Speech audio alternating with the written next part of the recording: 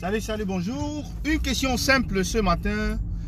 Depuis quand respecte-t-on les droits des humains en dictature? Je dis les humains. Retirez toutes les casquettes. Retirez toutes les casquettes. Depuis quand la dictature discrimine, n'est-ce pas, sur la dotation des droits aux personnes qu'elle considère comme des sujets? Parce qu'en dictature, il y a deux camps. Il y a celui des...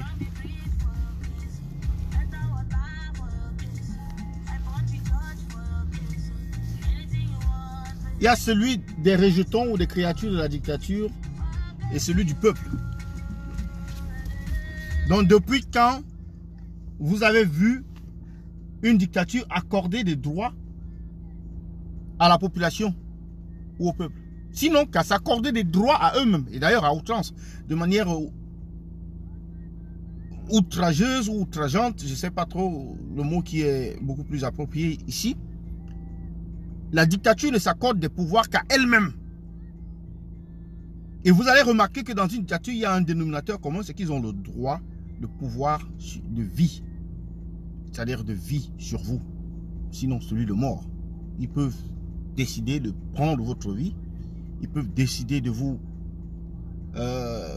ôter la vie. C'est ça, d'ailleurs, l'essence même de la dictature. La dictature, on torture, on tabasse, on maltraite, c'est la barbarie.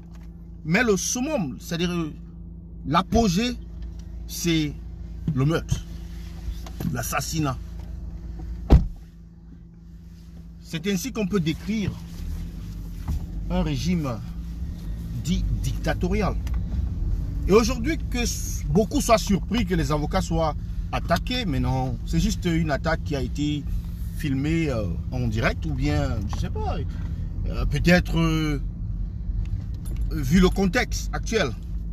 Mais sinon, les avocats sont attaqués depuis, ça fait partie des règles de la dictature. Ça fait partie, n'est-ce pas, des choses auxquelles on doit s'attendre dans une dictature. Donc il n'y a rien de surprenant. C'est ainsi que s'exerce le pouvoir dictatorial. C'est-à-dire, il ne respecte que lui-même. C'est ça qu'on appelle un pouvoir autocratique. Autocratique. C'est pour cela qu'on l'appelle un pouvoir égoïste. C'est pour cela qu'on l'appelle un pouvoir discriminatoire. C'est pour cela qu'on l'appelle un pouvoir satanique. Tout ce que vous pouvez considérer comme néfaste ou négatif. Parce qu'il n'associe en aucun cas le peuple. Ce qui est marrant ici, c'est que qu'on ne s'attende pas à ce que le sien puisse s'asseoir sur un autre côté ou sur d'une autre façon.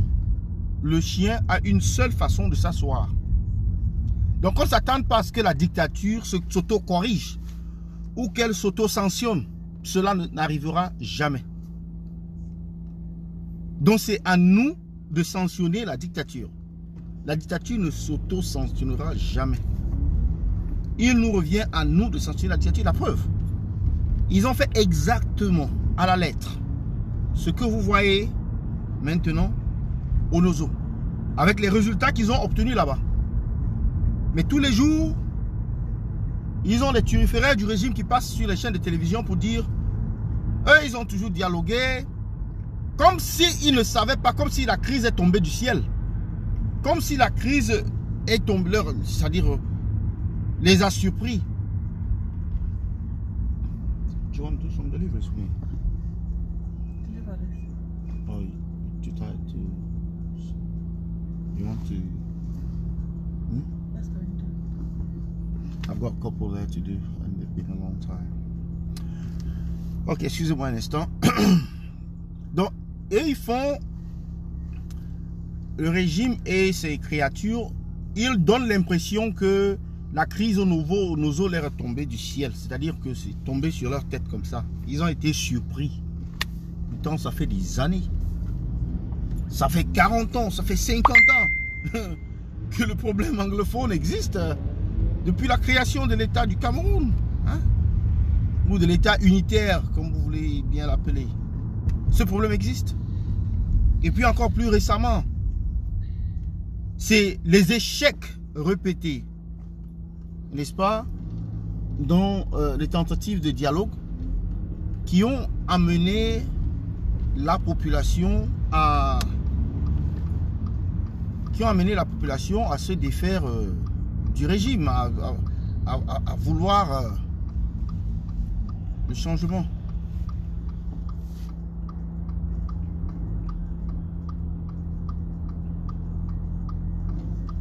Ce sont, n'est-ce pas, les revendications que eux-mêmes ils ont qualifiées de corporatistes. Et ils disent tout le temps, on ne comprend pas comment est-ce que des revendications corporatistes sont devenues un problème autre. Vous voyez, on ne comprend pas pourquoi. Mais c'est vous le problème. Si vous considérez cela comme des revendications corporatistes, comment est-ce que vous avez adressé ce problème? Vous-même, vous savez, c'était la violence. C'est pas, hein? C'était la violence. Vous avez répondu par la violence. Vous avez répondu par la violence.